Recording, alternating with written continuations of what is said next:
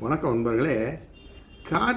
கார்த்திகை தீபத்தின் போது பிரதோஷம், மாலை நேரத்தில் பிரதோஷ நேரத்தில் சிவபெருமானுக்கு நரசிம்மருக்கு மிக உகந்த நேரமாக இந்த நேரம் அமைகிறது.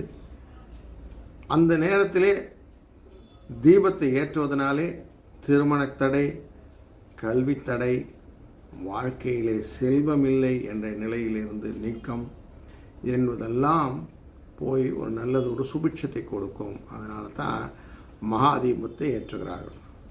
லக்ஷ்மி வாசம் செய்வாள் அப்படிங்கிறதுனால தீபத்தை ஒரு அகல் விளக்கில் மண் விளக்கில் வைத்து ஏற்றுவது வழக்கம். பக்கத்துலேயே ஒரு சின்ன கப்பில் தண்ணீரை ஊற்றி அதை வைத்து கொள்வார்கள் அப்படிங்கிறது மைண்ட் வச்சுக்கோங்க.